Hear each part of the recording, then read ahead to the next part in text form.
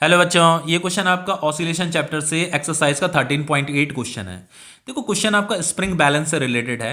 तो spring balance इस प्रकार का स्प्रिंग का बना होता है जिसका काम होता है बॉडी का वेट मीजर करना या बॉडी का मास मीजर करना। ठीक है, तो उसके लिए हमें क्या करना होता है, यहाँ पे उस स्प्रिंग में एक बॉडी को सस्पेंड करना होता है। तो यहाँ पे कुछ इलोंगेशन होता है, तो उस इलोंगेशन को जो है एक स्केल की मदद से मीजर किया जाता है। देन आपका ये जो स्प्रिंग बैलेंस है ये बॉडी का मास डिसाइड करता है, मतलब बॉडी का मास रीड कर पाता है। ठीक है, तो देखो यहां पे क्या कह रहा है, यहां पे कह रहा है spring balance has a scale that reads from 0 to 50 kg। तो स्प्रिंग बैलेंस के अंदर एक इनबिल्ट एक स्केल भी होता है जो क्या करता है, रीड करता है, मास को रीड करता है। तो ये स्प्रिंग बैलेंस कितना मास रीड कर रहा है, 0 से 50 kg तक का मास रीड कर रहा है।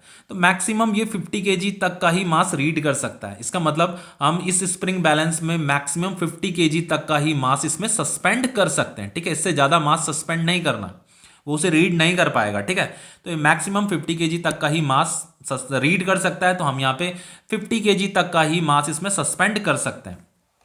आगे लिखा है the length of the scale is 20 centimetre.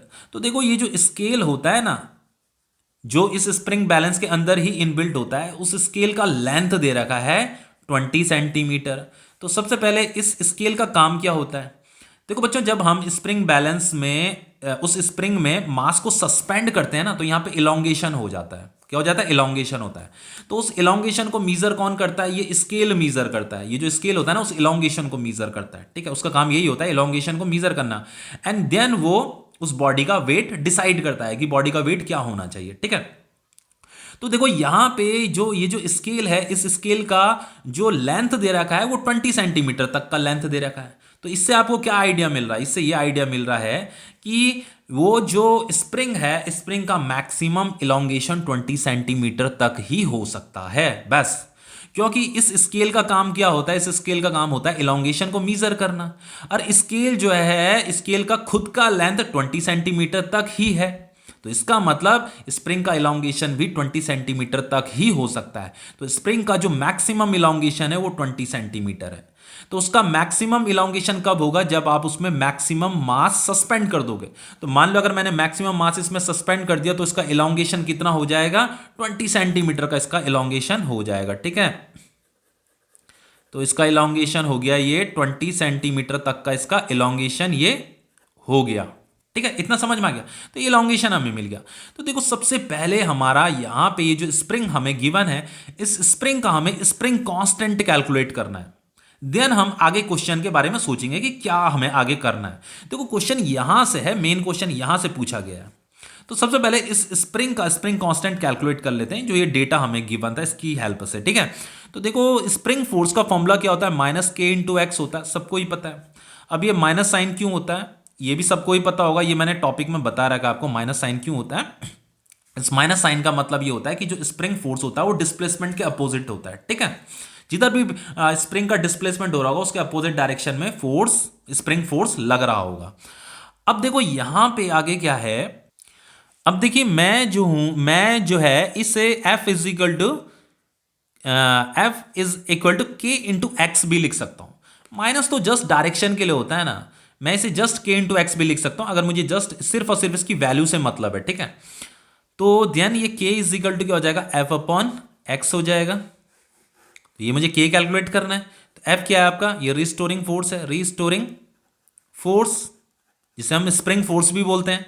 और ये x क्या है आपका, इलोंगेशन है। ठीक है, x क्या है आपका, इलोंगेशन है। तो इलोंगेशन तो हमारे पास है 20 सेंटीमीटर। अब ये रिस्टोरिंग फोर्स का पता करना है, ये कितना है। तो देखो जब हमने इसमें 50 kg का मास सस्पेंड किया तो यहाँ इलोंगेशन हुआ, इलोंगेशन हुआ, इतना इलोंगेशन हुआ। आफ्टर 20 सेंटीमीटर अब इसका इलोंगेशन रुक गया है। ठीक है, अब इससे ज़्यादा इलोंगेशन नहीं होने वाला। तो नीचे की तरफ ये mg फोर्स लग रही होगी। अब ये नीचे की तरफ तो mg है, पर ये इलोंगेशन रुका क्यों, क्योंकि ऊपर की तरफ रिस्टोरिंग फोर्स भी था।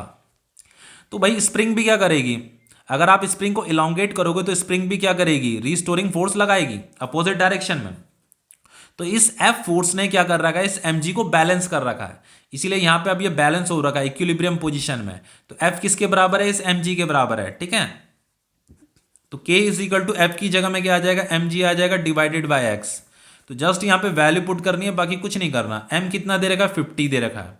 50 पुट कीजिए, जी का वैल्यू 9.8 है, एक्स कितना है, इलोंगेशन कितना है 20 सेंटीमीटर है यहां से लेकर के यहां तक का, तो 20 सेंटीमीटर को मीटर में कन्वर्ट कर दीजिए डिवाइडेड बाय 100, ये मीटर में कन्वर्ट हो गया, तो k is equal to 50 into 9.8 divided by 20, ये 100 कहाँ चल जाएगा, ऊपर चला जाएगा, तो 25 सा 100 हो गया, तो k इज इक्वल टू कितना हो जाएगा 50 इंटू, इसको इससे मल्टीप्लाई कीजिए, 9.8 इंटू 5 कितना होता है, 5 8 जा 44 कैरी, 5 9 जा 45, 49.0, ठीक है, तो ये जीरो तो हट जाएगा यहाँ पे क्योंकि यहाँ पे डेसिमल था, ठीक है, तो इसको मल्टीप्लाई कीजिए आप, 5 9 जा 45, 4 कैरी, 5 4 जा 20, 24, 2450 न्यूटन पर मीटर, ये आपका स्प्रिंग कांस्टेंट निकल गया।